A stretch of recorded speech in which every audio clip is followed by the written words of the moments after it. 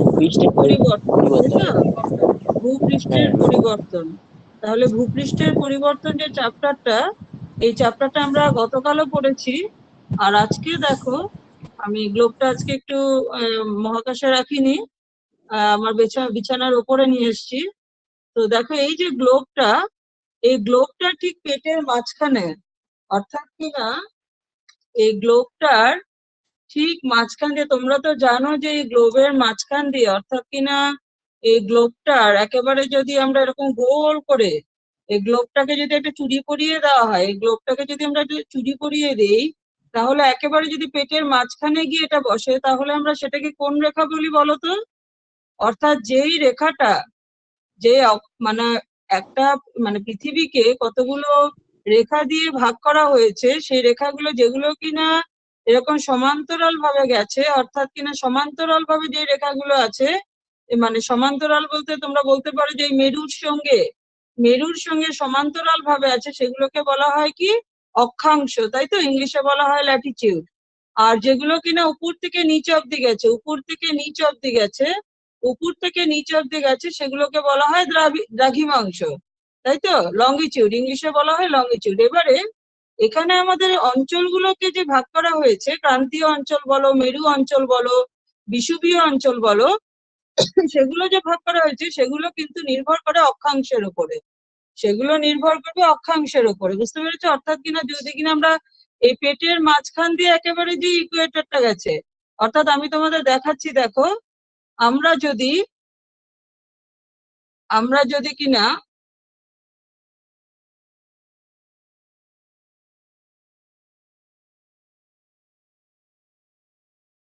যদি কিনা ঠিক এই গ্লোবের এই মাঝখান দিয়ে যদি একটা রেখা অঙ্কন করি বা আঁকি, এই মাঝখান দিয়ে যে আমি রেখাটা আঁকলাম, ঠিক একইভাবে পৃথিবীটা তো পৃথিবী ঘুরছে, তো আমরা যদি এই মাঝখান দিয়ে একটা রেখা আঁকি, অর্থাৎ কিনা সম্পূর্ণ গ্লোবটার পুরো যদি আমি গ্লোবটাকে ঘুরিয়ে দিই,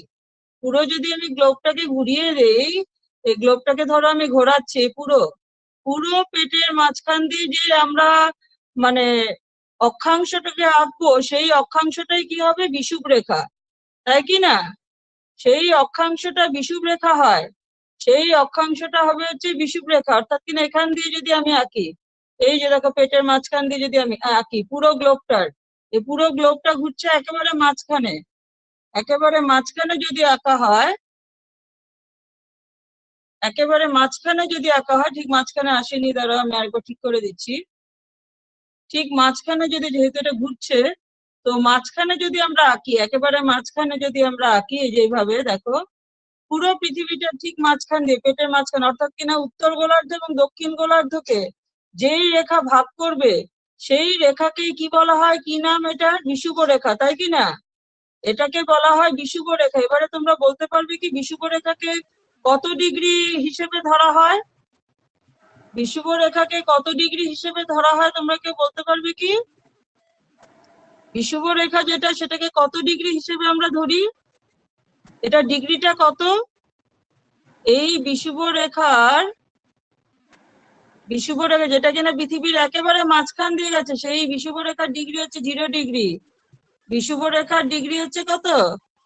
0 ডিগ্রি। 0 ডিগ্রি কিনা? 0 ডিগ্রি। এবারে আমরা অনেক অনেক অক্ষাংশ আঁকতে পারি। এই এটার পরে একটা আঁকলাম, এটার পরে একটা আঁকলাম, এটার পরে একটা আঁকলাম, এরকম অনেক রেখা আমরা আঁকতে পারি। এইভাবে আঁকতে আঁকতে যখন কিনা উত্তর গোলার্ধ এবং দক্ষিণ গোলার্ধ, এটা তো উত্তর গোলার্ধ, এটা তো এই যখন মাঝখান দিয়ে আমরা বিষুব রেখা আঁকলে, এই উপরেরটা হচ্ছে উত্তর গোলার্ধ, আর নিচেরটা হচ্ছে দক্ষিণ গোলার্ধ। উপরেরটা উত্তর গোলার্ধ, নিচেরটা হচ্ছে দক্ষিণ গোলার্ধ। এবারে তোমরা একটু কল্পনা করে নাও যে রেখাটা একেবারে পৃথিবীর পেটের মাঝখান দিয়ে গেছে। যেহেতু আমি মোবাইলটা হাতে ধরে আছি, তো একটুখানি আমার হাত কাঁপতে পারে বা একটু এদিক ওদিক হতে পারে, তো তোমরা কল্পনা করো যে বিষুব রেখাটা একেবারে পৃথিবীর মাঝখান দিয়ে গেছে। তাহলে পৃথিবীর এই বিষুব রেখা পৃথিবীটাকে উত্তর গোলার্ধ এবং দক্ষিণ গোলার্ধে ভাগ করে দিয়েছে। এই যে ভাগ করে দিয়েছে, এবারে দেখো আমি বললাম যেটা, যে আমরা অনেক অক্ষাংশ আঁকতে পারি। অনেক অক্ষাংশ আঁকতে আঁকতে যখন কিনা এই ওপরে ওপরে যখন আমরা 23.5 ডিগ্রিতে 23.5 ডিগ্রিতে 23.5 ডিগ্রি, তোমরা তো কোণ পড়েছো তো সবাই? তোমরা কি জানো এই যে হাফ ডিগ্রি আমি বললাম, এটা ছোট ইউনিট কি ডিগ্রির পরের ইউনিটটা কি বলো তো? ডিগ্রির পরের ইউনিটটা কি ঠিক সময়ের সাথে এটার মিল আছে? 1 ঘন্টায় যেমন 60 মিনিট হয়, 1 ডিগ্রিতেও সেরকম 60 মিনিট হয়। বুঝতে পেরেছো তোমরা? হ্যাঁ কি না? হ্যাঁ, তাহলে এই যে আমি বললাম 23.5 ডিগ্রি অর্থাৎ 23.5 ডিগ্রি, তার মানে কি বলতো? তার মানে হচ্ছে 23 ডিগ্রি এবং 30 মিনিট। 23 ডিগ্রি এবং 30 মিনিট, 23 ডিগ্রি এবং 30 মিনিট উত্তরে। তাহলে 23 এবং 30 ডিগ্রি 30 ডিগ্রি সরি 23 ডিগ্রি এবং 30 মিনিট উত্তরে কোন ক্রান্তি আছে বলতো? কোন অক্ষরেখা আছে বলতে পারবে কি তোমরা? 23.5 ডিগ্রি উত্তরে কোন তোমার অক্ষরেখা আছে? কোন অক্ষরেখা আছে কেউ বলতে পারবে তোমরা? 23.5 ডিগ্রি উত্তরে কোন অক্ষরেখা আছে? কর্কট ক্রান্তি বলা হয় সেটাকে 23.5 ডিগ্রি উত্তরে, অর্থাৎ এটা তো 0। এই যে মাঝখান দিয়ে যেটা সেটা হচ্ছে 0, মাঝখান দিয়ে যেটা সেটা হচ্ছে 0 ডিগ্রি, সেটা হচ্ছে 0 ডিগ্রি। আর ঠিক তার ওপরে ওপরে ওপরে যেতে যেতে যেতে যেতে যখন কিনা আমরা 23.5 ডিগ্রিতে, খুব বেশি তো দূরে হবে না 0 থেকে, 23.5 ডিগ্রিতে যখন কিনা আমরা অর্থাৎ 23 ডিগ্রি এবং 30 মিনিট, 23 ডিগ্রি এবং 30 মিনিট, মিনিটে একটা দাগ হয়, মিনিটে একটা দাগ হয়। তাহলে 23 ডিগ্রি এবং 30 মিনিটে যদি কিনা আমরা একটা অক্ষরেখাকে কল্পনা করি, সেটাকে বলা হয় কর্কট ক্রান্তি। মনে থাকবে সবার? সেটাকে বলা হয় কর্কট ক্রান্তি। এবং আবার দক্ষিণেও দক্ষিণেও ঠিক ঠিক একইভাবে, দক্ষিণেও ঠিক একইভাবে, এতটা দক্ষিণে নয়, একটু আমার বেশি নিচে নেমে গেছে, আমি আবার বলছি, ঠিক দক্ষিণেও দক্ষিণেও যখন আমরা 23.5 ডিগ্রিতে, দক্ষিণেও যখন আমরা 23 এবং 30 মিনিট বা 23.5 ডিগ্রি বলতে পারো। তোমরা কি সময়ের অঙ্ক করনি? একটুকু কোনো ক্লাসে করা হয়নি তোমাদের সময়ের অঙ্ক? সময়ের অঙ্ক কি তোমরা করেছিলে? হ্যাঁ ম্যাম। তোমরা কি? হ্যাঁ, তাহলে সেখানে নিশ্চয়ই তোমরা ডিগ্রি এবং মিনিট পেয়েছো। ডিগ্রি এবং মিনিট, কারণ এই যে পৃথিবী ঘুরছে বা পৃথিবীর যে অক্ষাংশ, তার উপরেই আমাদের সময়টা গণনা করা হয়। আমাদের যে দিনের সময়টা গণনা করা হয় সেটা পৃথিবীর এই ঘোরার উপরেই নির্ভর করে। আর পৃথিবী ঘুরছে, দেখো কিভাবে ঘুরছে, এই অক্ষরেখাটাকে ভিত্তি করেই ঘুরছে। তাহলে দেখো এই যে 23.5 ডিগ্রি দক্ষিণে যেটা সেটাকে বলা হয় মকর ক্রান্তি। সেটাকে কি বলা হয়? মকর ক্রান্তি বলা হয়। তাহলে এই পৃথিবীর উত্তর এবং দক্ষিণের যে দুটো 23.5 ডিগ্রি আছে, উপরেরটাকে বলে কর্কট ক্রান্তি, উপরেরটাকে বলে কর্কট ক্রান্তি। আমাদের আসামের উপর দিয়ে গেছে কর্কট ক্রান্তি, উপরেরটাকে বলে কর্কট ক্রান্তি, ঠিক আছে? উপরেরটাকে বলে কর্কট ক্রান্তি, আর নিচেরটাকে বলে মকর ক্রান্তি, নিচেরটাকে বলে মকর ক্রান্তি। দেখবে আমরা শীতের দিনে মকর সংক্রান্তি পালন করি কিনা, মনে আছে সবার? পৌষ মাসে যে মকর সংক্রান্তি পালন করা হয়, পৌষ মাসে মকর সংক্রান্তি পালন করা হয়। তাহলে কেন পালন করা হয় বলতো? তখন সূর্য রশ্মিটা মকর ক্রান্তিতে গিয়ে সোজাসুজি ভাবে পড়ে, তখন সূর্য রশ্মিটা মকর ক্রান্তিতে গিয়ে সোজাসুজি পড়ে। তাহলে এগুলো আমার তোমাদেরকে বলার উদ্দেশ্য কিসের জন্য? কারণ তোমাদের এখানে পড়তে গেলে আমরা দেখতে পাবো ক্রান্তীয় অঞ্চল, উপক্রান্তীয় অঞ্চল আছে। তাহলে দেখো কর্কট ক্রান্তি আর মকর ক্রান্তি, তোমরা কি একটুকু ধারণা পেলে? একটুকু কি তোমরা বুঝতে পেরেছো? হ্যাঁ ম্যাম। তাহলে এই যে পৃথিবীতে আমরা দেখলাম, এই যে পৃথিবী ঘুরছে, এই যে পৃথিবী ঘুরছে, উপরের যে 23.5 ডিগ্রি, মাঝখানে বিষুবরেখা, এটাকে বলা হয় নিরক্ষীয় অঞ্চল বা নিরক্ষরেখাও বলা হয় বা বিষুবীয় অঞ্চল। অঞ্চলগুলো একটু মনে রাখতে হবে, সেই কারণেই আমি বলছি।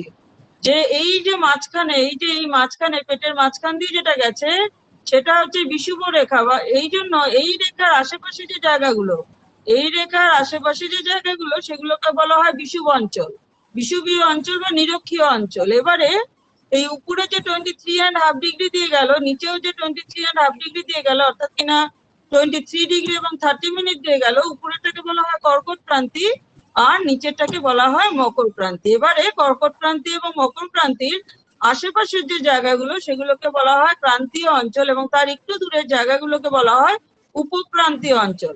বুঝতে পেরেছো সবাই? সবার ক্লিয়ার হয়েছে হ্যাঁ আমার ম্যাম। কথাটা? হ্যাঁ তাহলে ম্যাম। ক্রান্তীয় অঞ্চল, হ্যাঁ ক্রান্তীয় হ্যাঁ অঞ্চল ম্যাম। কোথায়, উপক্রান্তীয় অঞ্চল কোথায়? তোমরা যদি এখন জিওগ্রাফি যখন ভূগোলে তোমাদেরকে জিজ্ঞেস করা হবে তোমরা পরিষ্কার বলতে পারবে, তাই কি না? তোমাদেরকে যদি অন্য গ্রহে নিয়ে যাওয়া হয় উপর থেকে দেখাতে পারবে তোমরা যে এই যে আমাদের পৃথিবী, এই পৃথিবীর দেখো এইখানে আমাদের কর্কট ক্রান্তি, এইখানে আমাদের মকর ক্রান্তি, আর এর আশেপাশের জায়গাগুলোকে বলা হয় ক্রান্তীয় অঞ্চল, আর এই আশেপাশের জায়গাগুলোকেও বলা হয় ক্রান্তীয় অঞ্চল। এটা উত্তর গোলার্ধে, এটা দক্ষিণ গোলার্ধে। আর তার থেকে যে একটু দূরে সেগুলোকে বলা হয় হচ্ছে উপক্রান্তীয় অঞ্চল। আর বিষুবরেখার আশেপাশে যে জায়গাগুলো সেগুলোকে বলা হয়, অর্থাৎ বিষুবরেখার নিকটবর্তী অঞ্চলগুলোকে বলা হয় নিরক্ষীয় অঞ্চল বা বিষুবীয় অঞ্চল। আর একেবারে উপরে মেরু অঞ্চল, একদম উপরে তোমরা জানো মেরু অঞ্চল, এই যে একদম উপরে, এই উপরে এখানে, এটা হচ্ছে উত্তর মেরু, এটা হচ্ছে দক্ষিণ মেরু, আর এগুলোকে বলা হয় মেরু অঞ্চল। মেরু অঞ্চল ঠান্ডা হয়, বিষুব অঞ্চল কি হয়, গরম হয়, কারণ সূর্যরশ্মি লম্বভাবে পড়ে।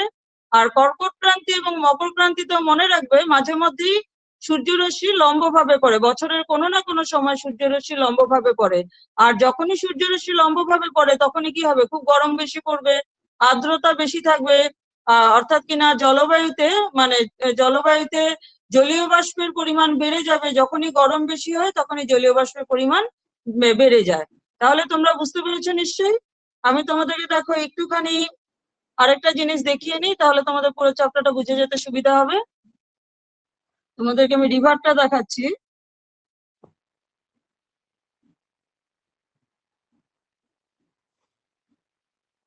দেখো রিভার গুলো যেগুলো আছে মনে রাখবে, এই দেখো উপক্রান্তীয় এবং ক্রান্তীয় অঞ্চলের রিভার গুলো, অর্থাৎ কিনা নদীগুলো।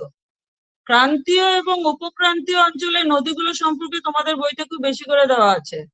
ক্রান্তীয় এবং উপক্রান্তীয় অঞ্চলে দেখো, যদি কিনা আমাদের ভারতবর্ষটাকে আমরা দেখতে পাই, দাঁড়াও, এই যে আমাদের ভারতবর্ষ দেখো, এখানে আমি একটা ইসেতে ক্লিক করে ফেলেছি, দাঁড়াও,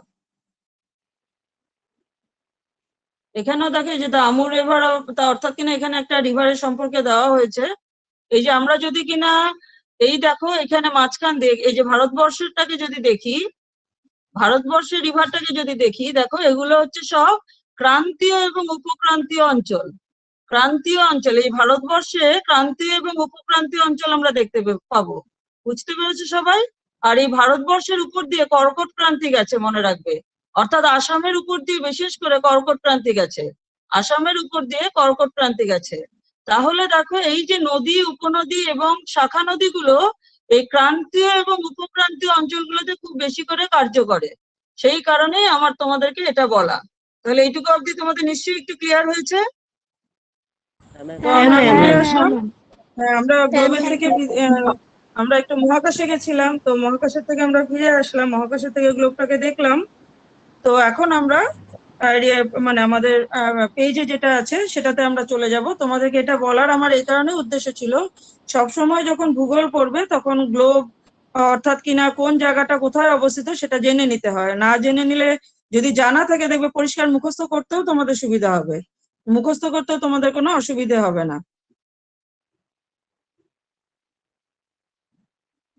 আমি পেজটা বের করে নেই, চলো। আমি হোয়াটসঅ্যাপে, আমাকে স্মৃতি পাঠিয়েছিল পেজগুলো, তো স্মৃতিকে বলেছিলাম আমি পাঠানোর জন্য, তো সেই কারণে আমি আবার আমার এখানে নিয়েছি। তো এখন আমরা এই পৃষ্ঠাটা পড়বো, তাই তো? কালকে আমাদের এর আগের পৃষ্ঠা অব্দি পড়া হয়ে গেছিল, তাই কি না? ঠিক বললাম কি না আমি? তোমরা একটু হ্যাঁ চেক ম্যাম। করে নাও। আচ্ছা, হ্যাঁ ম্যাম। তোমরা একটু চেক করে নিবে, কারণ আমার কাছে তো বই নেই না, আমি তো ওখানে মানে হোয়াটসঅ্যাপে যেটা এসছে সেটা দেখেই পড়াচ্ছি। তাহলে দেখো, উল্লেখযোগ্য যে একটি অঞ্চলে ভূপৃষ্ঠের পরিবর্তনের ক্ষেত্রে বিশেষ একটি প্রতিক্রিয়া প্রাধান্য লাভ করে, অর্থাৎ কিনা জায়গা বিশেষে, যে কারণে আমি তোমাদেরকে গ্লোবটা দেখালাম, যে কারণে আমার গ্লোবটা দেখানোর উদ্দেশ্য, আবারও যদি দরকার পড়ে আমি তোমাদেরকে দেখাবো, যেই কারণে আমার গ্লোবটা দেখানো, দেখো তোমাদের মুখস্থ করতে অনেক সুবিধা হবে। দেখো এবারে কি বলেছে, এবারে বলেছে দেখো যে উল্লেখযোগ্য যে একটি অঞ্চলের ভূপৃষ্ঠের পরিবর্তনের ক্ষেত্রে বিশেষ একটি প্রতিক্রিয়া প্রাধান্য লাভ করে। অর্থাৎ কিনা ভূপৃষ্ঠের অর্থাৎ পৃথিবীর কোথায় কোন জায়গা অবস্থিত তার উপরেই কিন্তু এই প্রতিক্রিয়াগুলো নির্ভর করবে। পৃথিবীর কোথায় কোন জায়গাগুলো অবস্থিত, কারণ যেখানে যেটা অবস্থিত সূর্যরশ্মি সেভাবেই পড়বে এবং সেখানকার মানে জলবায়ু বলো বা পরিবেশ বলো সেটা আলাদা রকমের হবে। তাহলে দেখো সাধারণত অধিক বৃষ্টিপাত অঞ্চলে যেখানে কিনা বৃষ্টিপাত বেশি হয় সেখানে নদীর কার্য, যেখানে বৃষ্টিপাত বেশি হয় সেখানে নদী কার্য করে। কেন? বৃষ্টিপাত বেশি হলে কি হবে? বৃষ্টিপাত বেশি হলে জল বেশি বইবে কিনা নদীতে। যেখানে বৃষ্টিপাত বেশি, যে সমস্ত জায়গাতে বৃষ্টিপাত বেশি, যে সমস্ত জায়গাতে বৃষ্টিপাত বেশি সেখানে কিসের কার্যকলাপ বেশি হয়? নদীর কার্যকলাপ বেশি হয়, মনে রাখবে। যেখানে বৃষ্টিপাত বেশি সেখানে নদীর কার্যকলাপ বেশি হয়, এটা মনে রাখবে। যেখানে বৃষ্টিপাত বেশি সেখানে মানে কোন জিনিসটা বেশি কার্য করে থাকে, কোন অর্থাৎ কিনা ভূপৃষ্ঠের কোন জিনিসটা বেশি কার্য বা ভূপৃষ্ঠের উপরে কোন কারকটা বেশি কার্য করবে? যেখানে নদী। বৃষ্টিপাত বেশি হয় নদী বেশি কার্য নদী। করবে, কারণ নদী, হ্যাঁ, যখনই বৃষ্টি পড়বে বৃষ্টির জলটা কোথায় যাবে? নদীতে যাবে। যখনই বৃষ্টি হ্যাঁ। পড়বে বৃষ্টির জল নদীতে যাবে। তো এই যখন নদীতে যাবে তখন কি হবে? নদীর জল তো বেড়ে যাবে। তাহলে নদীর জল বেড়ে গেলে তখন নদী অনেক কিছুই করতে পারে, সেগুলো আমরা পড়বোই। নদীর কার্য যে পয়েন্টটা আছে 1.2 অর্থাৎ কিনা 1.2 যে মানে পয়েন্টটা আছে সেখানে আমরা পড়বো। বুঝতে পেরেছো সবাই? বুঝেছো কিনা? হ্যাঁ ম্যাম। তারপরে দেখো, হ্যাঁ ম্যাম। আবার দেখো ন্যূনতম বৃষ্টিপাত আবার কি? যেখানে বৃষ্টিপাত হয়ই না, ন্যূনতম মানে খুব কম, তথা মরুভূমি অঞ্চলে। তার মানে যেখানে বৃষ্টিপাত খুব কম হয় সেখানে কি সেটাকে কি হয়? বেশিরভাগই মরুভূমি অঞ্চল হয়ে যায় সেটা। সেই কারণেই তো আমাদেরকে গাছপালা কাটতে না করা হয় না, কারণ যদি গাছপালা কাটতে কাটতে কাটতে কাটতে আমরা কি করব বলতো, আমাদের যেখানে বৃষ্টিপাত বেশি হয় সেই জায়গাগুলোকে হয়তো আমরা মরুভূমি বানিয়ে ফেলবো। কারণ গাছপালা না থাকলে তো বৃষ্টিপাত হবে না, গাছপালা না থাকলে বৃষ্টিপাত কমে যাবে। তো কমে গেলে সেগুলিও মরুভূমি হয়ে যাবে, সেই কারণে আমাদেরকে গাছপালা কাটতে না করা হয়। তো দেখো ন্যূনতম বৃষ্টিপাত অর্থাৎ কিনা খুব কম বৃষ্টিপাত যেখানে হয় তথা মরুভূমি অঞ্চলে, এবং মরুভূমি অঞ্চলেও বাতাসের কার্য। তাহলে মরুভূমি অঞ্চলে কার কার্য বেশি চলে? মরুভূমি অঞ্চল এবং ন্যূনতম বৃষ্টিপাত, মরুভূমি অঞ্চল এবং ন্যূনতম বৃষ্টিপাত অর্থাৎ কিনা যেখানে বৃষ্টিপাত খুব কম হয় সেখানে কি হয়? বাতাস কার্য করে। সেখানে বাতাস কার্য করে, কারণ সেখানে তো বৃষ্টির কোনো কাজ নেই, একা একাই ঘুরে বেড়ায় সেখানে। তোমরা পড়েছিলে না এই যে ক্লাস 8-এ ওই চ্যাপ্টারটা, তোমার সেলফিশ জায়ান্ট, তোমাদের ছিল কি হ্যাঁ সেলফিশ জায়ান্ট? হ্যাঁ, তাহলে মনে আছে যেখানে সেই যে উইন্টার আসলো আর বাতাস সেই আরামে ঘুরে বেড়াচ্ছে, তো মরুভূমিতেও বাতাস আরামে ঘুরে বেড়ায়, কারণ অন্য কেউ নেই ওকে বাধা দেওয়ার।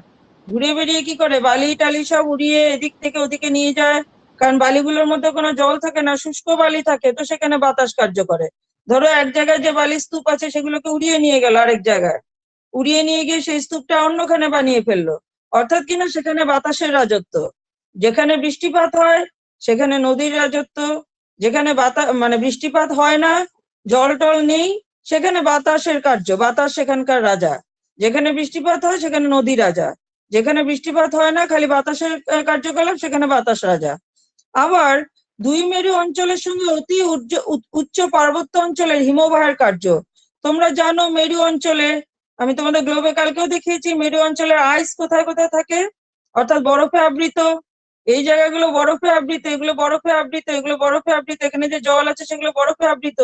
এবারে এই যে বরফে আবৃত, যখন কিনা অল্প অল্প তোমার মানে উষ্ণতাটা বেড়ে যাবে তখনই কি হয়? হিমবাহের সৃষ্টি হয়, তখন এই বরফগুলো ভেঙে বড় বড় বড় বড় হিমবাহের সৃষ্টি হয়। এই হিমবাহগুলো কি করে? এই মেরু অঞ্চলের আশেপাশে যে পার্বত্য অঞ্চলগুলো আছে সেখানে কি হয়? সেখানে এই হিমবাহগুলো ভেসে পড়ে, অর্থাৎ কিনা সেটার গা বেয়ে এই হিমবাহগুলো নদীতে হোক বা সমুদ্রে হোক এসে পড়ে। তাহলে মনে রাখবে কোথায় হচ্ছে হিমবাহের কার্য, দুই মেরু অঞ্চলের সঙ্গে অর্থাৎ কিনা লাগোয়া যে উচ্চ পার্বত্য অঞ্চলগুলো আছে সেখানে হিমবাহের কার্য হয়। তাহলে সেখানে কেন হিমবাহের কার্য হয়? কারণ মেরু অঞ্চল বরফে ঢাকা এবং সেখান থেকে বড় বড় বরফের চাকাগুলো ভেসে ভেসে উচ্চ পার্বত্য অঞ্চল দিয়ে সাগর বা মহাসাগরে এসে পড়ে। ক্লিয়ার হলো কিনা? Am I clear to all of you? হ্যাঁ ম্যাম। আচ্ছা, এবারে তার মানে কি আমি তোমাদের কেন বলছি, তোমাদের মনে রাখতে সুবিধা হবে, নিজেরাও লিখতে পারবে একটু পয়েন্ট করে। বৃষ্টিপাত অঞ্চলে নদী কার্য করে, যেখানে বৃষ্টিপাত হয় না, ন্যূনতম বৃষ্টিপাত না লিখেও তোমরা যদি এরকমও লেখো যেখানে বৃষ্টিপাত কম হয় বা মরুভূমি অঞ্চলে বাতাস কার্য করে। মেরু অঞ্চলের উচ্চ পার্বত্য অঞ্চলে হিমবাহ কার্য করে। এখন কেন করে, তো সেটা যদি তোমাদের মনে থাকে তাহলে দেখবে তোমরা নিজেরাই লিখতে পারবে, অত মুখস্থ করতে হবে না, বুঝে গেলে। তারপর দেখো সাগর মহাসাগরের উপকূল অঞ্চলে, তো সাগর মহাসাগরের উপকূল অঞ্চল তোমরা জানো, যেহেতু সাগর মহাসাগর উপকূল অঞ্চল কাকে বলে আমাকে একটু বলো দেখি। উপকূল অঞ্চল কাকে বলা হয়? কোন অঞ্চলগুলোকে উপকূল অঞ্চল বলা হয়? কোন অঞ্চলগুলোকে উপকূল অঞ্চল বলা হয়? সাগর মহাসাগরের সামনের দিকের জায়গাগুলো। হ্যাঁ, ভেরি গুড। সাগর মহাসাগরের পার্শ্ববর্তী যে অঞ্চলগুলো থাকে, নিকটবর্তী যে অঞ্চলগুলো থাকে সেগুলোকে বলা হয় উপকূল অঞ্চল। ক্লিয়ার হলো সবার কাছে? সাগর মহাসাগরের, চলো আমরা একবার ম্যাপে একবার দেখেই নেই, সরি, ম্যাপে একবার দেখেই নেই, চলো।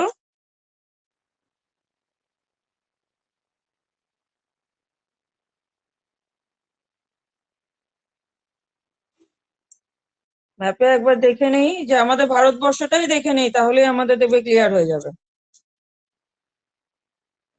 ভারতবর্ষটা একবার দেখে নেই।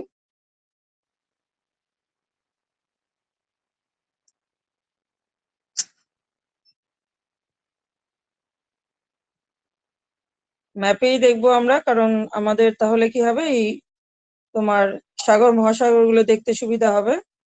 দেখো এই যে আমাদের ভারতবর্ষ, এই যে ভারতবর্ষ, এবারে ভারতবর্ষের উপকূল অঞ্চল কোনগুলো সেদিন আমি তোমাদের দেখিয়েছিলাম, তাই না? ইতিহাস পড়ানোর সময়, ইতিহাস হ্যাঁ পড়ানোর ম্যাম। সময় আমি দেখিয়েছিলাম কিন্তু। হ্যাঁ, তাহলে এই যে এগুলো হচ্ছে উপকূল অঞ্চল। কেন? এই যে এই দেখো তিন দিকে কি আছে, সাগর মহাসাগর আছে, তিন দিকে সাগর মহাসাগর আছে, তো এগুলোকে বলা হয় উপকূল অঞ্চল। তো এটা তো শুধু আমাদের দেশেই না, অন্যান্য দেশেও আছে, তাই না?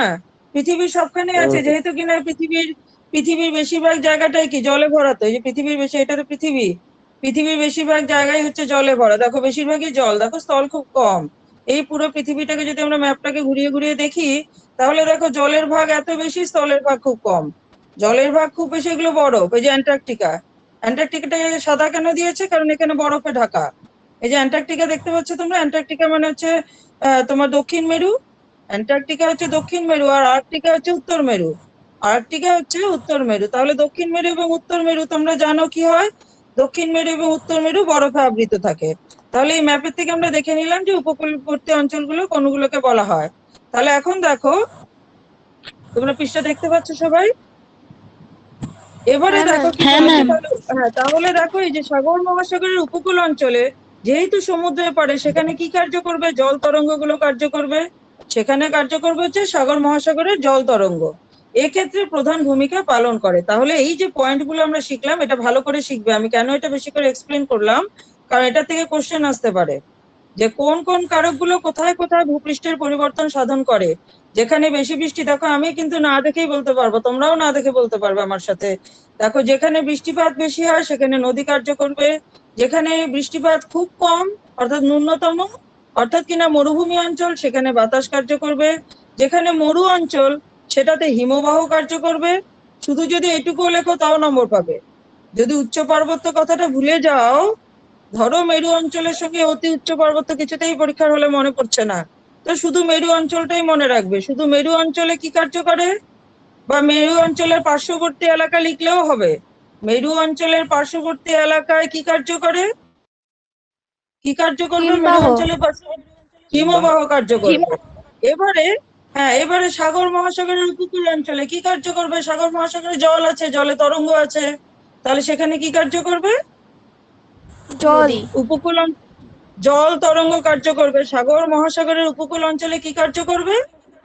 জল জল তরঙ্গ জল তরঙ্গ তরঙ্গ কার্য কার্য। করবে। হ্যাঁ, তাহলে সব পয়েন্ট গুলো ক্লিয়ার হয়ে গেল, এখানে মুখস্থ হয়ে গেল কিনা? হ্যাঁ, ব্যাস হ্যাঁ, একদম ম্যাম। মুখস্থ করে ফেলবে এটা। এই পয়েন্ট গুলো পুরো এই যে এই লাইনটা, এই অর্থাৎ কিনা যেটুকু আমি এক্সপ্লেন করলাম সেটুকু কিন্তু তোমরা ভালো করে মুখস্থ করবে, কারণ এটা কিন্তু শর্ট কোশ্চেন হোক, 2 মার্কের কোশ্চেন হোক, এটা আসতে পারে। এটা আসতে পারে যে স্থলভূমির পরিবর্তন সাধন করা কারক গুলো কি কি,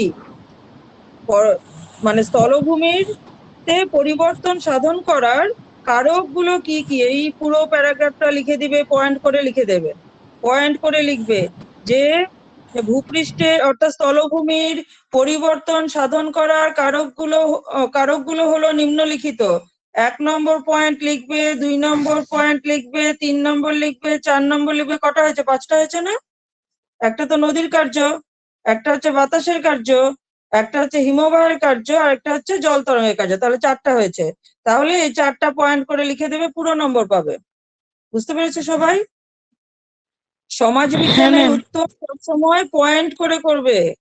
যদি পয়েন্টে তুমি 1 লাইনও লেখো নম্বর বেশি পাবে, আর যদি প্যারাগ্রাফ করে লেখো তো নম্বর কম পাবে, মনে রাখবে।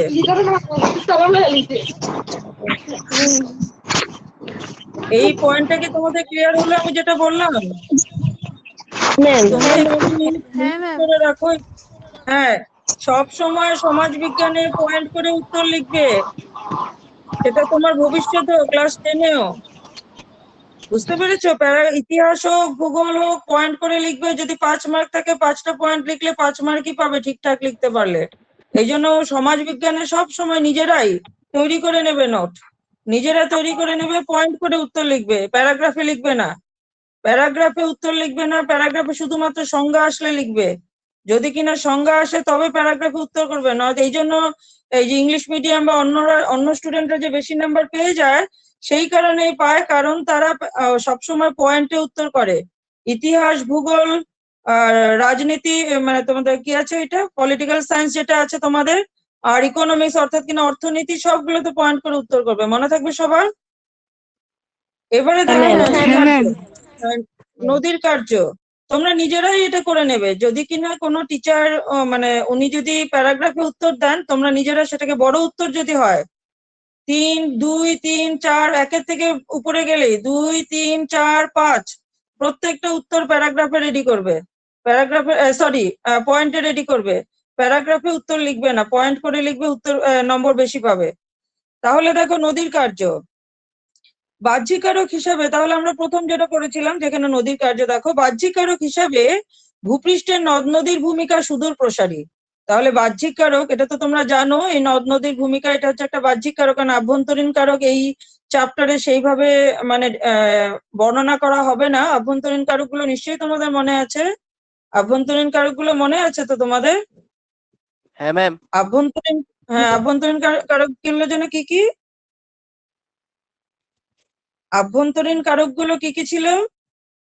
ভূমিকম্প, আগ্নেয়গিরি। হ্যাঁ, ব্যাস এই দুটো, আগ্নেয়গিরি। ভূমিকম্প এবং আগ্নেয়গিরি। এই তোমার যদি বাহ্যিক কারক কি কি, 2 মার্ক থাকলো, 2টো পয়েন্ট লিখবে, 1 নম্বর 2 নম্বর। 1 নম্বর 2 নম্বর লেখা মাত্র কত নম্বর পেয়ে গেলে? কত নম্বর পেয়ে যাবে? 2 নম্বর পেয়ে যাবে।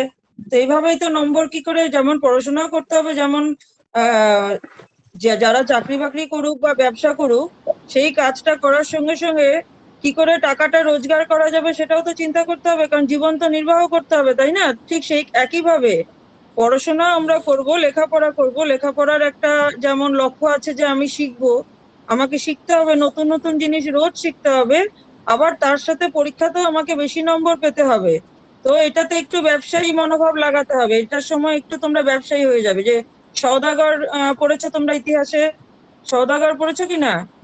তো সেরকম সওদাগরের মতো, বুঝতে পেরেছো যে কি করে নম্বর বেশি টানা যায়, কি করে নম্বর বেশি টানা যায়। অর্থাৎ কিনা পরীক্ষকের যে খাতাটা দেখবেন, যে পরীক্ষক খাতাটা দেখবেন, তাকে অ্যাট্রাক্ট করতে হবে। অ্যাট্রাক্ট করতে গেলে কি করতে হবে? খাতাটাকে প্রথমে খুব সুন্দর করে বানাতে হবে। প্রত্যেকটা প্রশ্ন উত্তরের পরে একটা করে দাগ টানবে, প্রত্যেকটা প্রশ্ন পরিষ্কার করে নম্বর দেবে, প্রত্যেকটা প্রশ্নের পরিষ্কার করে নম্বর দিয়ে পরিষ্কার হাতের লেখায় লিখবে, যাতে কিনা যিনি পরীক্ষক খাতাটা দেখলেই যাতে ওনার মনটা ভালো হয়ে যায়। আর মনটা যখনই ভালো হবে তখন নম্বরটাও বেশি বেশি করে দেবে। বুঝতে পেরেছো? তো এখন দেখো তাহলে বাহ্যিক কারক হিসেবে ভূপৃষ্ঠের নদ নদীর ভূমিকা শুধু প্রসারী পৃথিবীর প্রান্তীয় এবং উপক্রান্তীয়, যে জন্য আমি তোমাদের গ্লোবটা দেখালাম। কারোর অডিওটা একটু মিউট করে দাও, কারোর বাড়ি থেকে একটু আওয়াজ আসছে, অডিওটা একটু মিউট করে দাও, তাহলে হবে, তোমরা আমাকে শুনতে পাবে। তো এবারে দেখো পৃথিবীর ক্রান্তীয় এবং উপক্রান্তীয় অঞ্চলে, তা ক্রান্তীয় এবং উপক্রান্তীয় অঞ্চল তোমাদের মনের মধ্যে গেঁথে গেছে? মনে পড়ছে কি আমি যে একটু আগে দেখালাম তোমাদেরকে গ্লোবের মধ্যে? হ্যাঁ ম্যাম। হ্যাঁ, তাহলে এই যে ক্রান্তীয়, এই কারণেই আমি দেখিয়েছি তোমাদের, কারণ আমি চ্যাপ্টার মানে একটুখানি লেসনটা পড়ে নিয়েছিলাম। তো পৃথিবীর ক্রান্তীয় এবং উপক্রান্তীয় অঞ্চলের, ক্রান্তীয় এবং উপক্রান্তীয় অঞ্চলের বৃহৎ অংশ জুড়ে, যার মধ্যে কিনা আমাদের ব্রহ্মপুত্র নদীও পড়ে, কারণ আমাদের আসামের উপর দিয়ে কর্কট ক্রান্তি গেছে, কর্কট রেখা যেটা, অর্থাৎ কিনা এই গ্লোবে এই যে এখানে যেটা, এটা তো বিষুব রেখা, একদম পেটের মাঝখানে পেট দিয়ে কেটে দিলে, অর্থাৎ কিনা একটা তরমুজ বলো বা একটা ধরো কুমড়ো বলো, সেই কুমড়োটা যদি একদম পেট দিয়ে কাটা হয়, পেট দিয়ে কাটা হলে কি হবে, দু টুকরো হয়ে গিয়ে এরকম এরকম হয়ে যাবে, দু টুকরো হয়ে এরকম হয়ে গেল, তাই না? তো এই যে দু টুকরো হয়ে গেল, তো পৃথিবীকে তো আমরা দু টুকরো করতে পারবো না, মনে মনে করে নেব, মনে মনে আমরা দু টুকরো করলাম। তো এই যে উপরে, এই ওপরে যে এখান দিয়ে যে মানে 23.5 ডিগ্রি যেটা গেছে, এটা হচ্ছে কর্কট ক্রান্তি, আর এখান দিয়ে যেটা গেছে 23.5 ডিগ্রি দিয়ে, সেটা হচ্ছে মকর ক্রান্তি। তাহলে এই যে কর্কট ক্রান্তি এবং মকর ক্রান্তি আশেপাশের জায়গাগুলো, সেগুলোকেই বলা হয় ক্রান্তীয় এবং উপক্রান্তীয় অঞ্চল। এবং আমাদের ব্রহ্মপুত্র নদীও সেই ক্রান্তীয় অঞ্চলেরই একটি নদী, ব্রহ্মপুত্র নদীও সেই ক্রান্তীয় অঞ্চলের একটি নদী। তো আমরা এখানে দেখে নিই চলো আর একটু। তাহলে বলেছে দেখো, তাহলে এই ক্রান্তীয় এবং উপক্রান্তীয় অঞ্চলে কেন নদী কার্য করে, আমাকে একটু বলো দেখি কেউ ভিতরের ব্যাপারটা, একটু বুদ্ধি দেখি আমি তোমাদের, কেমন বুদ্ধি তোমাদের, যে ক্রান্তীয় এবং উপক্রান্তীয় অঞ্চলে নদী কেন কার্য করে? নদী কেন কার্য করে ক্রান্তীয় এবং উপক্রান্তীয় অঞ্চলে? ম্যাম বৃষ্টি বেশি হয় দেখে। হ্যাঁ, ভেরি গুড, এটাই হচ্ছে আসল কারণ, বৃষ্টি বেশি। এখন বৃষ্টি কেন বেশি হয়? কারণ সূর্য রশ্মিটা এখানে বছরের সব সময় নয়, বছরের, কারণ আমাদের এখানে দেখবে আমরা ক্রান্তীয় অঞ্চলেই বসবাস করি, ট্রপিক্যাল রিজিয়ন বলা হয়। তো এই ট্রপিক্যাল রিজিয়ন বা ক্রান্তীয় অঞ্চলে দেখবে বছরের একটা সময়, যেমন আমাদের এখানে দেখবে তোমরা এপ্রিল মে জুন মাসে বৃষ্টিপাত বেশি হয়, আবার ওদিকে গিয়ে সেপ্টেম্বর অক্টোবরে একটু হয়। তো এই যে বছরের কোনো না কোনো সময় এখানে সূর্যরশ্মিটা লম্বভাবে পড়ে, সেজন্যই কিন্তু আমাদের দেখবে সিজন চেঞ্জ, অর্থাৎ কিনা ঋতুর পরিবর্তনটা বেশি হয়। ঋতু পরিবর্তন বিষুব অঞ্চল এবং মেরু অঞ্চলে কম হয়। মনে রাখবে, বিষুব অঞ্চলে এবং মেরু অঞ্চলে ঋতুর পরিবর্তন কম হয়, কারণ বিষুব অঞ্চলে প্রায় পুরো বছর সূর্যরশ্মি লম্বভাবে পড়ে, কিন্তু আমাদের যে ক্রান্তীয় অঞ্চল, সেখানে পুরো বছর সূর্যরশ্মি লম্বভাবে পড়ে না, বছরের কোনো না কোনো সময় সূর্যরশ্মি লম্বভাবে পড়ে। আর সূর্যরশ্মি লম্বভাবে পড়ার জন্য উত্তাপ বেড়ে যায়, আর উত্তাপ বেড়ে গেলে মানে বাতাসে মানে বায়ুতে জলীয় বাষ্পের পরিমাণও বেড়ে যায়। বায়ুতে যখন জলীয় বাষ্পের পরিমাণ বেড়ে যাবে, আস্তে আস্তে জলীয় বাষ্পটা যখন আর এখানে একটা লেভেলে থাকতে পারবে না, আস্তে আস্তে আস্তে আস্তে কি হয়ে যাবে, ঘনীভূত হয়ে, অর্থাৎ প্রেসিপিটেশন হয়ে, ঘনীভূত হয়ে সেটা কি হবে, উপরে উঠে গিয়ে সেটা মেঘ হয়ে বৃষ্টির আকারে পৃথিবীতে ফিরে আসবে। ক্লিয়ার হলো আমার কথাটা? ক্লিয়ার হয়েছে কিনা? এই ভিতরের বিষয়বস্তুগুলো, হ্যাঁ, ভিতরের বিষয়বস্তুগুলো যদি তোমরা জানো, দেখবে উত্তর করতে অনেক সুবিধা হবে। ভাষা যদি জানো, উত্তর করতে অসুবিধা হবে। তো সেই কারণে ক্রান্তীয় এবং উপক্রান্তীয় অঞ্চলে কিন্তু কি হয়, বৃষ্টিপাত বেশি হয়। আর সেই কারণে বৃষ্টিপাত যেহেতু বেশি হয়, এই নদ নদীগুলো যুগ যুগ ধরে এখানে কার্য সাধন করে চলেছে। এর ফলে মহাদেশ এবং মহাসাগরে নানা ধরনের পরিবর্তন সাধিত হয়। তাহলে এই যে তোমার উপক্রান্তীয় এবং উপক্রান্তীয় অঞ্চলে এই নদ নদীগুলো যেহেতু কিনা যুগ যুগ ধরে কার্য সাধন করে আসছে, সেই কারণে মহাদেশ এবং মহাসাগরগুলোতে নানা ধরনের পরিবর্তন সাধন হয়, কারণ জলের ব্যাপার তো। তো জলের ব্যাপার, নদী আবার কি করে, গতিপথ পরিবর্তন করে। তো গতিপথ যখনই পরিবর্তন করবে, মহাদেশ তো স্থল, তো স্থলভাগের কোনো একটা জায়গা হয়তো ভাসিয়ে নিয়ে গেল, নদীর গতিপথ পরিবর্তন করা মানে কোনো একটা জায়গা ভাসিয়ে নিয়ে যেতে পারে, আবার হয়তো কোনো একটা জায়গায় শুকিয়ে গিয়ে সেটা স্থলভাগ হয়ে গেল, যেটা জলভাগ ছিল সেটা শুকিয়ে গিয়ে হয়তো স্থলভাগ হয়ে গেল। তো সেটাই পরিবর্তন। আবার মহাসাগরের পরিবর্তন হবে, কারণ নদীর জল আলটিমেটলি গিয়ে শেষ পর্যন্ত গিয়ে কোথায় পড়ে বলতো? নদী গিয়ে কোথায় মেশে? সব নদী গিয়ে কোথায় মেশে? সমুদ্রে। সব নদী গিয়ে, হ্যাঁ, মহাসাগরে মিশবে। এবারে দেখো, সাধারণত নদী তার উপনদী, শাখা নদী ইত্যাদির সাহায্যে একযোগে একটি অববাহিকার সৃষ্টি করে। একযোগে একটি অববাহিকা, অর্থাৎ ইংলিশে বলা হয় বেসিন, রিভার বেসিন।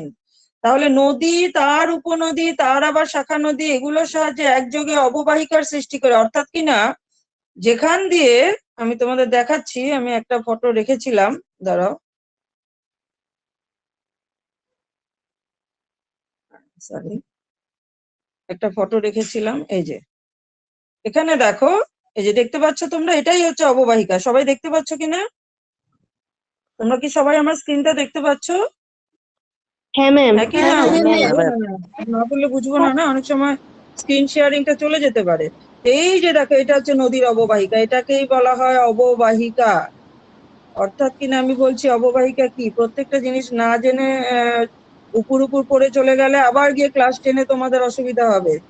অববাহিকা কোনটাকে বলা? এইটা হচ্ছে প্রধান নদী।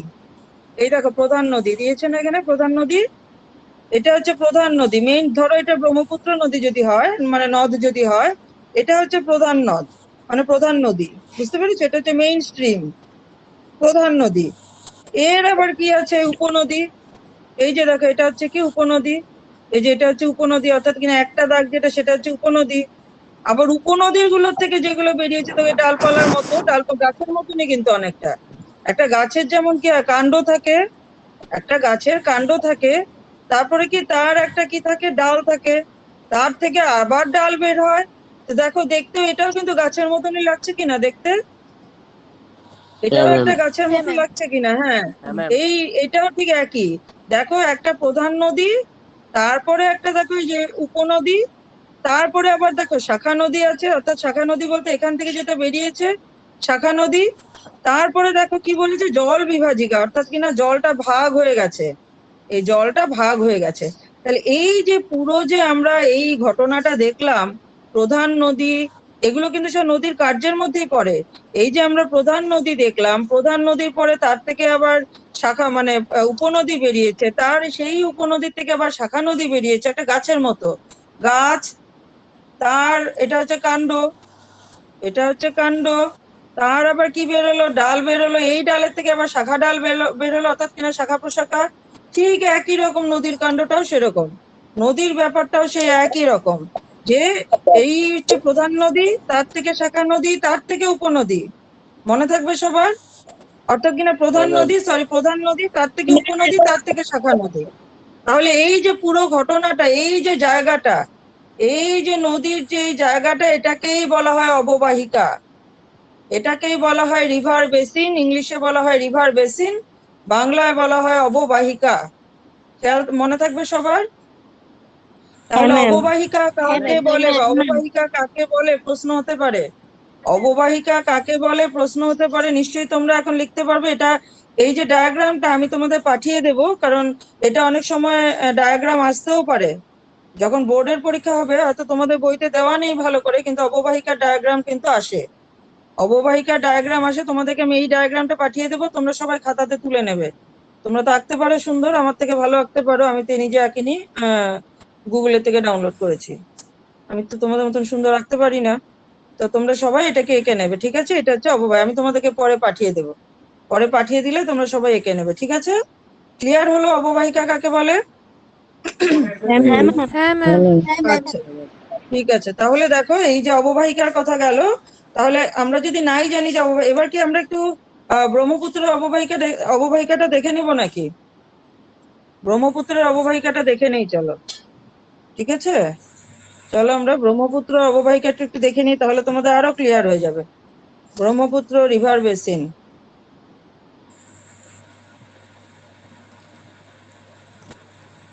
গুগল তো বাংলা ভালো বোঝে না, ইংলিশে টাইপ করলাম সেই জন্য।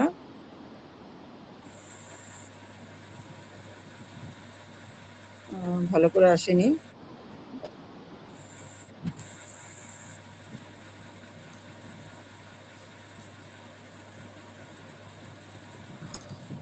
দেখো, ব্রহ্মপুত্র রিভারের কিন্তু অনেক শাখা প্রশাখা আছে, ভালো করে আসেনি। কালকে আমি বের করেছিলাম ব্রহ্মপুত্র রিভারের শাখা প্রশাখা গুলো, ভালো করে আসলো না, একটু দাঁড়াও।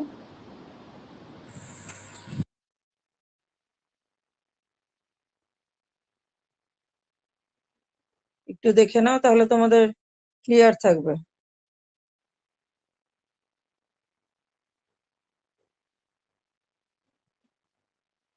এটা অন্য একটা রিভারে এসছে, এই যে এসছে দেখো, এই যে এসছে, এই যে দেখো, এই যে ব্রহ্মপুত্র রিভারের, ভালো করে দেখো তোমরা, দেখো কত, এই যে ব্রহ্মপুত্র দেখতে পাচ্ছ তোমরা, ব্রহ্মপুত্র দেখেছো ma'am. ব্রহ্মপুত্র হ্যাঁ ম্যাম। নদীতে?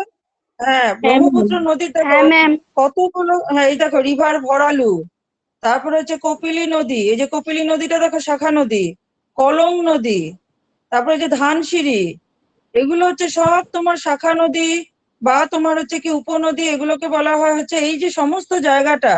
তাহলে ব্রহ্মপুত্রের আশেপাশে এই যে সব শাখা নদী উপনদী এই সমস্ত কিছু নিয়েই এই ব্রহ্মপুত্র অববাহিকা। এটা তো ব্রহ্মপুত্র নদী, এই যে দেখতে পাচ্ছ তোমরা ব্রহ্মপুত্র নদী। এই ব্রহ্মপুত্র নদীর যে শাখা প্রশাখা গুলো, ব্রহ্মপুত্র নদীর বিভিন্ন, যে তোমরা জানো অনেক নদী আছে, মানে শাখা প্রশাখা আছে, সেই শাখা প্রশাখা গুলোকে নিয়েই বলা হয় হচ্ছে অববাহিকা। বুঝতে পেরেছো সবাই?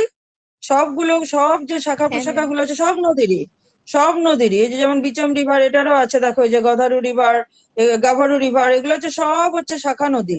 শাখা নদী উপনদী এগুলোকে নিয়েই অববাহিকা তৈরি হয়। অর্থাৎ কিনা ব্রহ্মপুত্র নদীর অববাহিকা এই সব নদীগুলোকে নিয়ে হবে। এই যে রিভার ভরালু, কপিলী রিভার, এগুলো সবগুলোকে নিয়ে, এখানেও আবার বরাক রিভারও আছে, বরাক নদী তোমরা জানো, তারও আবার শাখা প্রশাখা আছে।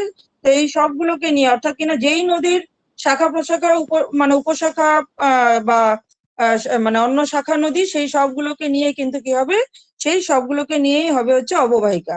তাহলে অববাহিকাটার আমি আশা করবো তোমাদের কনসেপশনটা ক্লিয়ার হয়েছে, যে অববাহিকা হচ্ছে এলাকা যেখান থেকে নদী তার উপনদী সহযোগে নিম্নাঞ্চলের দিকে জল বয়ে নিয়ে আসে। তোমাদের বইয়ে সবখানে বহে বহে আছে, এটা বইয়ে লিখবে, বইটা ভালো বাংলা নয়। অববাহিকা হচ্ছে একটি এলাকা, তাহলে অববাহিকা কাকে বলে তোমরা এখান থেকে সংজ্ঞাটা পড়বে সবাই। এই যে সংজ্ঞাটা দেওয়া আছে, এটা সংজ্ঞাটা পড়বে সবাই। অববাহিকা হচ্ছে একটি এলাকা যেখান থেকে নদী তার উপনদী সহযোগে নিম্নাঞ্চলের দিকে জল বয়ে নিয়ে আসে। এবারে অববাহিকার যদি 2 মার্ক থাকে, তোমরা অববাহিকার সংজ্ঞার সঙ্গে সেই অববাহিকার যে আমি ছবিটা দেখালাম সেটাও এঁকে দিতে পারো। অববাহিকার যে ছবিটা দেখালাম, যদি কিনা 1 মার্ক থাকে তাহলে শুধু উত্তর লিখবে এটা, যদি কিনা 2 মার্ক থাকে তোমরা সাথে করে সেই ডায়াগ্রামটাকেও এঁকে দিতে পারো। বুঝতে পেরেছো? ডায়াগ্রামটা আমি তোমাদেরকে পাঠিয়ে দেবো, তোমরা খাতায় এঁকে নেবে সবাই। তাহলে অববাহিকা হচ্ছে একটি এলাকা যেখান থেকে কি তার নদী বা উপনদী নিম্নাঞ্চলের দিকে জল বয়ে নিয়ে আসে। সেই জলগুলো সব কি করে নিম্নাঞ্চলের দিকে, তোমরা জানো জল উপরের থেকে নিচে বয়। একটা যদি আমরা উপরের থেকে যদি জল ঢালি, তুমি নিচু নিচু কোনো জায়গাতে যদি জল ঢালো, সেটা কিন্তু কখনোই উপরে যাবে না। জলের গতি কখনো উপরের দিকে যায় না, জলের গতি সবসময় নিচের দিকে হয়। তো সেই কারণে এই অববাহিকার জলগুলো কোন দিকে যাবে, নিম্নাঞ্চলের দিকে যাবে না উপরের দিকে যাবে? প্রত্যেকটা নদী তো পাহাড় বা পর্বতের দিকে, হ্যাঁ নিম্নাঞ্চল। প্রত্যেকটা, ভেরি গুড, প্রত্যেকটা নদী কিন্তু পাহাড় বা পর্বতের থেকেই মানে তোমার তার উৎপত্তি স্থল। তো উৎপত্তি স্থল পাহাড়ের উপর দিয়ে, পর্বতের উপর দিয়ে তো উঠে যায়নি, কোন দিক দিয়ে এসছে? গঙ্গা নদী যেমন গঙ্গোত্রীর থেকে যে মানে উৎপত্তি স্থল, তারপরে কিন্তু কি হয়েছে, নিচের দিকে নেমে এসেছে, নিচের দিকে নেমে এসে 5টা রাজ্য দিয়ে প্রবাহিত হয়েছে, তাই না? 5টা রাজ্য দিয়ে প্রবাহিত হয়ে কি হয়েছে, 5টা রাজ্য দিয়ে প্রবাহিত হয়ে সেটা গিয়ে পড়েছে হচ্ছে বাংলাদেশে। আমাদের দেশের 5টা রাজ্য দিয়ে প্রবাহিত হয়ে সেটা গিয়ে পড়েছে হচ্ছে বাংলাদেশে। ক্লিয়ার হলো সবার?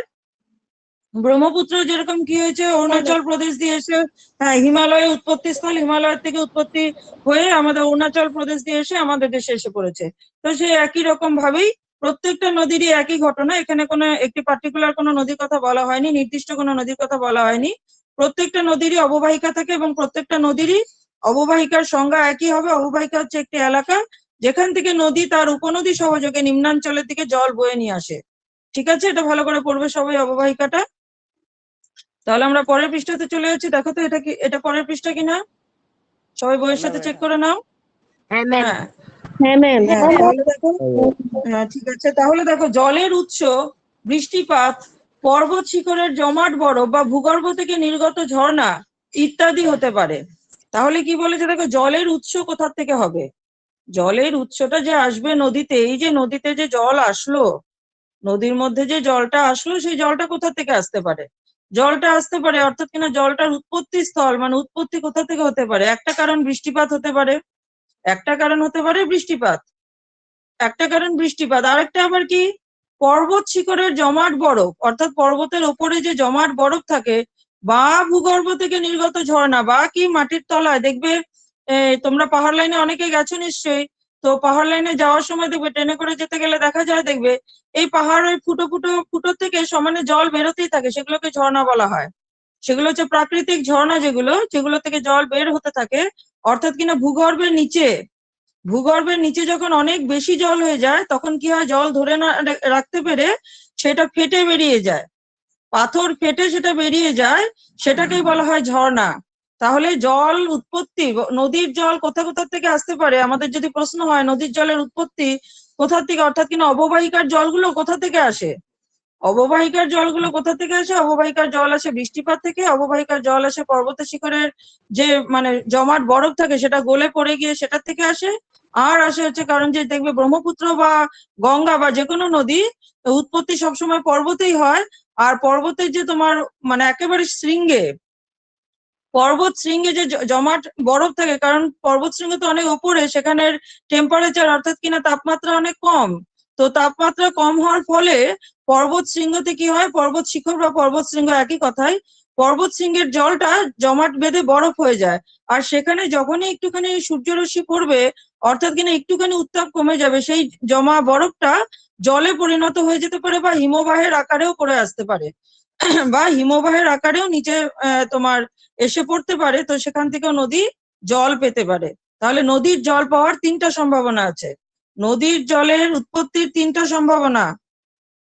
নদীর জল কোথা কোথা থেকে আসে, একটা হয় বৃষ্টিপাত, নদীর জল আসে অববাহিকা যে জল প্রবাহিত হয়, একটা সম্ভাবনা বৃষ্টিপাত, আরেকটা সম্ভাবনা এখানে পর্বত শিখরে জমাট বরফ, মানে এটা হিমবাহ বলতে পারো, এটা যদি হিমবাহ বলো তাহলেও কারেক্ট হবে। আর আরেকটা হচ্ছে ঝর্ণা, আরেকটা হচ্ছে ঝর্ণা, এটাও তোমরা পয়েন্ট করে লিখবে 1 2 3, ঠিক আছে।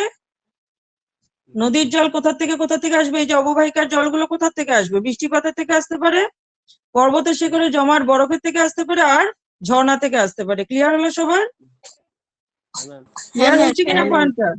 হ্যাঁ, ভালো করে মনে রাখবে সবাই। তাই নদী অববাহিকার অন্তর্গত অঞ্চলের উপরিভাগের পরিবর্তন বিশেষত সংশ্লিষ্ট নদী কার্যের উপর নির্ভর করে। তাহলে বলেছে দেখো যে নদী অববাহিকার অন্তর্গত উপরিভাগের পরিবর্তন, অর্থাৎ কিনা এই যে নদীর জলটা যেটা বলা হয়েছে অববাহিকা নিচের দিকে গতি করবে, এই নিচের দিকে গতি করলে এই উপরে উৎপত্তি স্থল, এখানে ধরো উৎপত্তি স্থল, এটা হচ্ছে উৎপত্তি স্থল, এই যে নিচের দিকে যে গতি করছে, নিচের দিকে যে আসছে, তাহলে এই উপরিভাগের যে পরিবর্তন, এই উপরিভাগের যত মানে পরিবর্তনের সঙ্গে সঙ্গে নিচেরও পরিবর্তন হবে, অর্থাৎ কিনা এখান দিয়ে যদি বেশি পাহাড়ের উপর থেকে বরফের জল মানে গলে পড়ে, এই নদীর জলের পরিমাণও বেড়ে যাবে। দেখবে পাহাড়ে বৃষ্টিপাত বেশি হলে সমতলে নদীর জলের পরিমাণ বেড়ে যায়, যখন কিনা মানে পাহাড়ের দিকে বৃষ্টি হয় তখন নদীর জলের পরিমাণ বেড়ে যায়, যেটা কিনা সমতলে থাকে। কারণ এই পাহাড়ের জলগুলো কোথায় যাবে, হয় ঝর্ণার থেকে এসে পড়বে, আর নয়তো কি হবে এমনি জল বেয়ে এখানে এসে নদীর মধ্যে এসে পড়বে। তাহলে ক্লিয়ার হলো সবার পয়েন্টটা? এখানে প্রশ্ন জাগে একটি নদী কি প্রকারে অববাহিকার ভূপৃষ্ঠের পরিবর্তন সাধন করে। তাহলে এখন আমাদের প্রশ্ন হচ্ছে কি নদী কি করে তাহলে অববাহিকার ভূপৃষ্ঠের পরিবর্তন সাধন করবে, অর্থাৎ কিনা যেখান দিয়ে নদীগুলো বয়ে গেছে সেখানে ভূপৃষ্ঠের পরিবর্তনগুলো কিভাবে সাধন হবে। দেখো খুব মানে এটা ইজি আছে, খনন বা ক্ষয়কার্য। খনন বা ক্ষয়কার্য আমি তোমাদের বলে দিচ্ছি এমনিতে, দেখো এই যে যেটা আমি তোমাদের বললাম, নদীর জল উচ্চভূমি থেকে নিম্নভূমিতে প্রবাহিত হবে, তাহলে বায়ুমণ্ডলে যখনই জলীয় বাষ্পের পরিমাণ বেড়ে যাবে তখনই কি হবে, মেঘ বেশি করে সৃষ্টি হবে, যেটা আমি বললাম, অর্থাৎ কিনা জলীয় বাষ্পের পরিমাণ বেড়ে গেলে মেঘ কি হয়, অর্থাৎ কিনা জলীয় বাষ্পটা ঘনীভূত হয়ে যায়, প্রেসিপিটেশন হয় বা ঘনীভূত হয়। এবারে ঘনীভূত যখনই হবে তখন উপরের দিকে উঠে গিয়ে সেই ঘনীভূত জলীয় বাষ্পটাই মেঘের আকার ধারণ করবে। আর এই মেঘ যখন আর এই জলটাকে ধরে রাখতে পারবে না, অর্থাৎ কিনা উপরে তো ঠান্ডা, যত তুমি উপরে উঠবে তত উত্তাপ কি হয়ে যাবে, তাপমাত্রা কি হবে, কমবে না বাড়বে? কমে যাবে। কমে যাবে। যখনই কমে যাবে, হ্যাঁ কমে গেল, তাহলে যখনই জলীয় বাষ্পই উপরে, হ্যাঁ জলীয় বাষ্প যখনই এই নিচের দিকের উত্তাপ যখন বেশি হবে জলীয় বাষ্পটা উপরে উঠে যাবে, জলীয় বাষ্পটা উপরে উঠে যাবে, জলীয় বাষ্প যখনই উপরে উঠে যাবে তখন এই জলীয় বাষ্পটা আস্তে আস্তে আস্তে আস্তে ঠান্ডা হতে থাকবে, কারণ উপরে তো ঠান্ডা, এই উপরে ঠান্ডা, এখন যখন ঠান্ডা হলো তখন জলীয় বাষ্পগুলো ঘনীভূত হয়ে যাবে, অর্থাৎ একটা একটা কণাগুলো সব কাছাকাছি কাছাকাছি চলে আসবে। তো কাছাকাছি চলে আসার পরে সেটা মেঘের আকার ধারণ করবে। এবারে মেঘ যখন আরো ঠান্ডা হবে তখন কি হবে, মেঘের থেকে এটা জল জল আকারে তো নয়, একদম উপরে থেকে বরফ আকারেই পড়ে। বরফ আকারে পড়ে যখন বরফ হয়েই পড়ে, যখন কিনা পৃথিবীর ভূপৃষ্ঠের সংলগ্ন এলাকাতে আসতে থাকে, অর্থাৎ কিনা তোমরা জানো বায়ুমণ্ডলে বিভিন্ন স্তর আছে। তো একটা স্তরে যখন প্রবেশ করে, তোমরা জানো যে ট্রপোস্ফিয়ার, স্ট্র্যাটোস্ফিয়ার, এক্সোস্ফিয়ার বিভিন্ন স্তর আছে। তাহলে সেই স্তর দিয়ে যখন এসে পড়ে তখন কি হয়, উত্তাপটা বেড়ে যায়। আর এই ছোট ছোট বরফের টুকরোগুলো কি হয়ে যায়, জলে পরিণত হয়। তাই আমরা বৃষ্টিকে জল আকারে দেখতে পাই। ক্লিয়ার হলো সবার? সেই কারণে আমরা বৃষ্টিকে জল আকারে দেখতে পাই। এবারে বৃষ্টির জল যখন নদীতে বয়ে যায়, বৃষ্টির জল যখন নদীতে বইবে তখন খনন কার্য হবে। তখন কি হবে, খনন কার্য হবে। খনন কার্য কেন হবে, অনেক জল তো। তুমি একটা জায়গায়, ধরো এখানে একটা মাটি আছে, এখানে একটা মাটির জায়গা আছে, এখানে একটা মাটি, তুমি এখানে জল ঢালো, জোরে পাইপ দিয়ে জল ঢালো, কি হবে মাটিটা, আমাকে বলো দেখি। মাটিটা কি হবে, খুব যদি তুমি গলে জোরে, যাবে। গলে যাবে। গলে গিয়ে কি হবে, জায়গাটা কি হয়ে যাবে, কাদা কাদা হয়ে গর্তের যাবে। সৃষ্টি হবে কিনা। ভেরি গুড, গর্তের সৃষ্টি হবে। ঠিক একই রকম, একই রকম খনন মানে কোনো কিছু মানে খোঁড়া খোঁড়া খোঁড়া খুঁড়লে যেটা হয়, তো খোঁড়াটা জলের দ্বারা হয়, কোদাল টোদাল দিয়ে না, ওই জলটাই কোদালের কাজ করে। বুঝতে পেরেছো? তো এটার আবার দু রকমের খনন কার্য আছে, সেটা আমি তোমাদের পরে বলছি। দেখো, খনন বা ক্ষয় কার্য, তারপর হচ্ছে পরিবহন। তারপর হচ্ছে পরিবহন, অর্থাৎ কিনা এই জলটা যখন, আমি একটু একটু বলে যাচ্ছি, পরে আমি এক্সপ্লেন করছি। পরিবহন মানে কি, এই যে জলটা যে উপরের থেকে আসছে, এই যে জলটা যে উপরের থেকে আসছে, এখন জলটা কি হবে, ধরো তুমি যখন নালা দিয়ে জল খুব যদি জোরে দাও, নালার মধ্যে ধরো নোংরা আবর্জনা আছে, সেগুলো কি হয়, খুব জোরে যদি তুমি জল ঢালো, সেই নোংরা আবর্জনা গুলো কি হয়, পরিষ্কার হয়ে কি যাবে। হয়, জলের সাথে যায় কিনা, জলের সাথে বয়ে চলে যায় কিনা। হ্যাঁ ম্যাম। হ্যাঁ ম্যাম। হ্যাঁ, ঠিক একই রকম, সেটাই পরিবহন। পরিবহন মানে কোনো কিছু বহন করে নিয়ে যাওয়া, কোনো কিছু বহন করে নিয়ে যাওয়া। তাহলে এই যে নদীর জল যখন আসে উপরে থেকে, অনেক কিছু বহন করে নিয়ে আসে। প্রথমে তো এই বরফ আকারে আসলো, হিমবাহের আকারে যদি পর্বত থেকে ভেঙে পড়ে, হিমবাহ তো ভীষণ শক্ত, বরফের টুকরা খুব শক্ত হয়, খুব হার্ড, এটা খুব শক্ত। তো এই যে শক্ত জিনিস যখন এসে পড়লো, শক্ত জিনিসের সঙ্গে কি হবে, এসে ধাক্কা দিল। তো এই যে পাহাড়ের উপরে যে পাথর টাথর গুলো ছিল, সেগুলো এই বরফের শক্তিতে কি হয়ে গেল, ভেঙে গেল। এই পাথর মাটি এগুলো সব জলের সঙ্গে নিচে নিচে আসবে। তাছাড়াও কি হবে, বৃষ্টির জলও যদি হয়, এখানে যে ছোট ছোট গাছপালা, তার যে মূল, সেগুলোকেও বয়ে নিয়ে আসবে, সেগুলোকেও বয়ে নিয়ে আসবে। অর্থাৎ কিনা যা ছিল উপরের দিকে, সব এই নদীর জলের স্রোতের সাথে ভেসে আসবে। সেটাই হচ্ছে পরিবহন। ক্লিয়ার হলো সবার? হ্যাঁ ম্যাম। ক্লিয়ার হয়েছে? হ্যাঁ এবারে ম্যাম। অবক্ষেপণ বা স্তূপীকরণ। হ্যাঁ, অবক্ষেপণ বা স্তূপীকরণ কার্য, এই যে সব জিনিসপত্র যে নিয়ে আসলো, এই যে পরিবহন করে যে সব জিনিসপত্র নিয়ে আসলো, একটা সময় এসে তো নদীর স্রোতের তোমার যেটা শক্তি ছিল, সেটা মানে গতিবেগটা কি হয়ে যাবে, কমে যাবে। একটা সময় এসে নদীটা তো শান্ত হয়ে যাবে, শান্ত হয়ে যাবে কিনা, যখন এসে অনেকটা জলের সঙ্গে মিশে যাবে, যখন কিনা এটার কখন গতিটা বেশি থাকে, যখন কিনা এটার সীমানাটা কম থাকে, যখন কিনা এটা সীমানাটা কম থাকে। তুমি যদি একটা চিপা জায়গা দিয়ে জল মানে দাও, সেখান দিয়ে জলটা যতটুকু জোরে যাবে, একটা কিনা সেই জলের পরিমাণটা, একই পরিমাণ জল যদি তুমি চওড়া জায়গা দিয়ে দাও, প্রবাহিত করানোর চেষ্টা করো, তাহলে দেখবে জলের গতিটা কমে যাবে।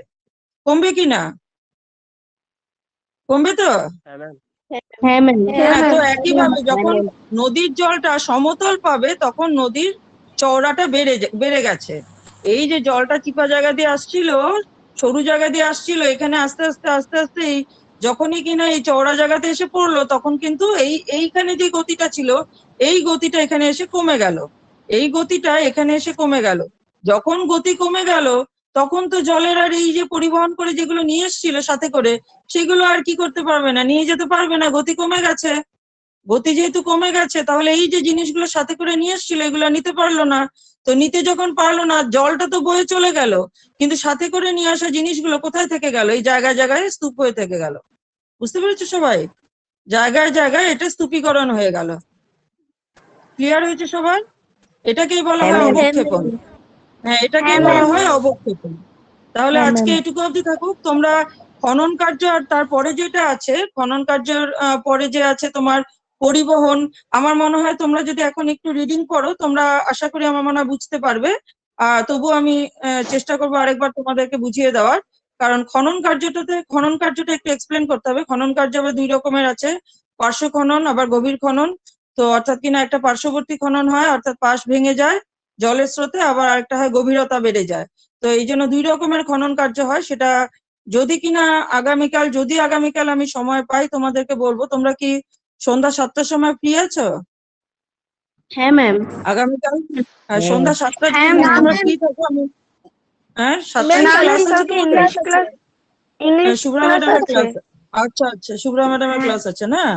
আচ্ছা, তাহলে পরে পরশুদিন আমরা কারণ আগামীকাল হয়তো আমাকে একটু স্কুলে যেতে হতে পারে, তো সেই কারণে সকালে আমি পারবো না তোমাদের পড়াতে। তো যেটুকু আমি পড়ালাম তোমরা ভালো করে পড়ো, এটুকু পরেরটুকু আমি বুঝিয়ে দেবো তোমাদেরকে। আমি যখনই সময় পাবো তোমাদেরকে বলবো। একটা কাজ করা যেতে পারে, তোমাদের 6টার সময় ফ্রি আছো না তোমরা? হ্যাঁ ম্যাম। হ্যাঁ ম্যাম। হ্যাঁ ম্যাম। আচ্ছা, ঠিক আছে। আমি তাহলে ক্লাস 10 এর স্টুডেন্টদের সাথে ক্লাসটা চেঞ্জ করার চেষ্টা করব। যদি পারি আমি তোমাদেরকে জানিয়ে দেবো, ঠিক আছে? তাহলে 6টা ম্যাম। থেকে কালকে হ্যাঁ, তোমাদের আমি ক্লাস করে নেব। Okay ma'am. ক্লাস করে আর যেটুকু বোঝালাম আমি আশা করবো তোমরা বুঝতে পেরেছো সবাই। হ্যাঁ ম্যাম। হ্যাঁ, হ্যাঁ ম্যাম। আচ্ছা, হ্যাঁ ম্যাম। বুঝতে পারলে ভালো কথা। আর তোমাদের অববাহিকার যে ছবিটা সেটা আমি তোমাদেরকে পাঠিয়ে দিচ্ছি, ঠিক আছে? অববাহিকার ছবিটা তোমাদের আমি পাঠিয়ে দেবো। আর ভালো করে পড়বে সবাই, ভালো করে পড়ে ভালো করে ঠিক জেনে আছে। নেবে। তাহলে আজকে এখানে ক্লাস শেষ করছি। Thank you students. Bye ma'am. Bye Bye. Ma'am. হ্যাঁ ম্যাম।